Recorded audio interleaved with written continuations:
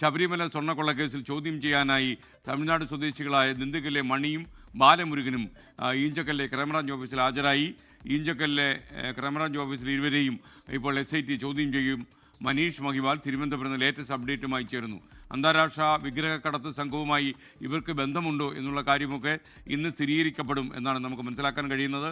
നമ്മളെ വളരെ ആശങ്കയുടെ മുൾമുനയിൽ നിർത്തുകയാണ്. മനീഷ് മഹിവാൽ തത്സമയം ചേരുന്നു. പറയൂ മനീഷ്.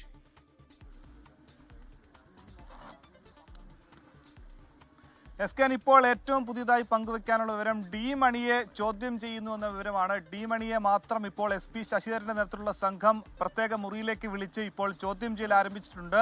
ബാലമുരുകനെ വിളിച്ചിട്ടില്ല. ആദ്യം എത്തിയത് ബാലമുരുകനാണെങ്കിലും ഡി മണിയെയാണ്. ഡി മണി അഭിഭാഷകനോടൊപ്പം വന്നെങ്കിലും ഡി മണിയെ മാത്രം ഒരു മുറിയിലേക്ക് വിളിച്ചാണ് ഇപ്പോൾ ചോദ്യം ചെയ്യലിന് വേണ്ടി അങ്ങോട്ടേക്ക് എത്താൻ ആവശ്യപ്പെട്ടുള്ളൂ. അങ്ങനെ ഡി മണിയെ സംബന്ധിച്ച് ചോദ്യം ചെയ്യൽ ആരംഭിക്കുന്നു. അതിസങ്കീർണമായ വളരെ നിർണായകമായ മണിക്കൂറുകളാണ് കടന്നു പോകുന്നത് SITയെ സംബന്ധിച്ച്. ഇതിനോടകം തന്നെ ഹൈക്കോടതിയിൽ SIT ബോധ്യപ്പെടുത്തി ഈ സംഘത്തെ തന്നെ വിപുലീകരിക്കാൻ. കാരണം അത്തരത്തിൽ വലിയ സങ്കീർണതകൾ, ആശയക്കുഴപ്പങ്ങൾ ഈ കേസിനിടയിൽ ഒക്കെ തന്നെ ഉണ്ടാകുന്നു, ആശയക്കുഴപ്പങ്ങൾ ഉണ്ടാകുന്നു.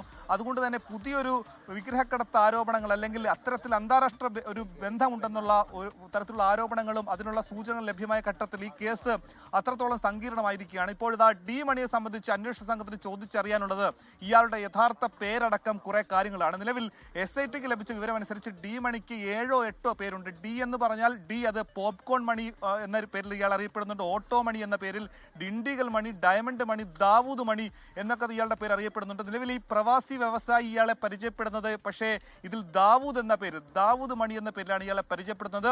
അങ്ങനെ തിരുവനന്തപുരത്ത് വെച്ച് പരിചയപ്പെട്ട് പിന്നീട് ഡിണ്ടിഗലിലെ ഇയാളുടെ വീട്ടിലെത്തിയ സമയത്തും ഈ പ്രവാസി വ്യവസായിക്ക് കൂടി ഇത്തരത്തിലുള്ള പുരാവസ്തുക്കളിൽ ഇഷ്ടമുള്ള അല്ലെങ്കിൽ അത്തരം വസ്തുക്കൾ വാങ്ങി വെക്കുന്ന വ്യക്തിയാണ്. അങ്ങനെ ഇയാളുടെ വീട്ടിലേക്ക് എത്തിയപ്പോഴാണ് ശബരിമല ഉൾപ്പെടെയുള്ള വലിയ ക്ഷേത്രങ്ങളിലെ അമൂല്യമായ ശേഖരം ഈ ഡി മണിയുടെ വീട്ടിലെ ഒരു ചാക്കിൽ കെട്ടിയ നിലയിൽ കണ്ടത്. ചാക്ക് തുറന്നു കാണിക്കാൻ ഇയാൾ സമ്മതിച്ചില്ല. ഇവർ തമ്മിലുള്ള ഈ കച്ചവടത്തിലെ വില പേശലിൽ പക്ഷേ ആ കച്ചവടം നല്ല നിലയ്ക്ക് എത്താത്തത് കൊണ്ട് തന്നെ പിന്നീട് അവിടെ നിന്നും ഈ പ്രവാസി വ്യവസായിക്ക് പോകേണ്ടി വന്നു.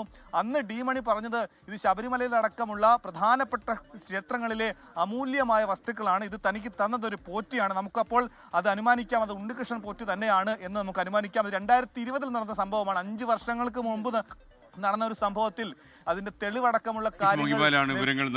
ലോകത്തെവിടെയായാലും ഏത് സമയത്തും 24 വാർത്തകളും ഓഗ്മെന്റഡ് റിയാലിറ്റി പാക്കേജുകളും എക്സ്പ്ലെയിനറുകളും വിശദമായി കാണാൻ ഞങ്ങളുടെ YouTube ചാനൽ നിങ്ങൾക്ക് സബ്സ്ക്രൈബ് ചെയ്യാം.